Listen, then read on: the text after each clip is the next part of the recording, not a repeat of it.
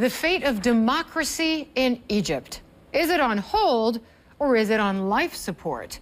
For answers, I turn to Egypt's ambassador to the United States, Mohamed Tawfiq, who joined me from Washington. Welcome, Ambassador. Look, Mohamed El-Baradei, Nobel laureate, interim vice president, even he says, I can't just sit here and continue to serve in this interim leadership structure because it could have been solved differently. Hundreds didn't have to die. Do you agree or disagree with that? I disagree with that. Dr. Baradei is entitled to his personal point of view. I feel that if another alternative had been arrived at, such as postponing this for another week or two or month or two, the casualties would have been higher. So certainly this is not something we're happy with. Any Egyptian loss of life is something that we mourn. Nevertheless, this was the least bad option that we had in front of us. But Ambassador Tawfiq, we're hearing reports. One of our colleagues, a Sky News cameraman, was shot. His own producer is saying it looked like a sniper shot. Doesn't it look like the military and security forces were extremely heavy-handed in this? Well, first of all, I'm very sorry to hear about that tragic event.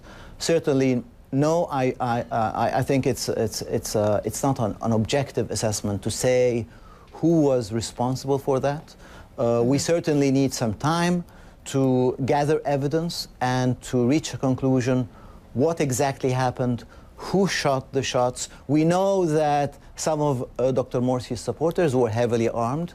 We know that there was exchanges of gunfire. We know that many on the police side were killed. And certainly we mourn everyone who's lost their lives, but we have to move forward. This was necessary, unfortunately, and we have to move forward.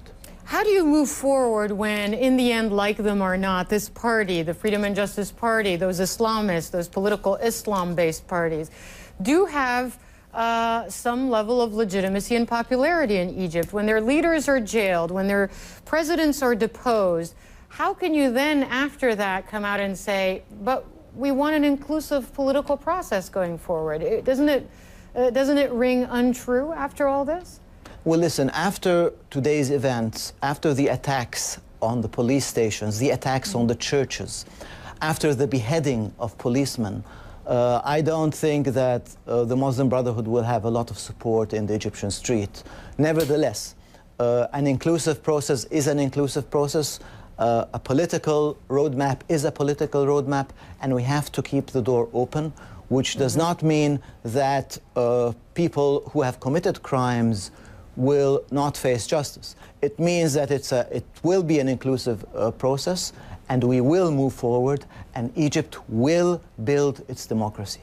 So now that the military-backed interim leadership is really in charge, have we not returned to the days of Hosni Mubarak, essentially, with generals in charge of provinces and the military imposing states of emergency? Was this whole revolution for nothing? Absolutely not. Absolutely not. The events in Egypt are moved, and the locomotive for the political motion in Egypt are the Egyptian people, the Egyptian masses. The Egyptian people is firmly in control, and the Egyptian people have made their decision. They want democracy, and the Muslim Brotherhood wasn't giving them democracy. And will you support them? And will you support them if they go back out on the street if the military doesn't give them democracy? The Egyptian people is in charge of Egypt.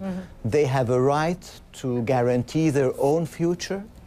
It's up to me, to the military, to the Egyptian government, to serve the interests of the Egyptian people. Ambassador Mohamed Tawfiq, thank you very much for joining us from Washington, D.C. on this, I know, a dark day there for your country. Thank you. Thank you.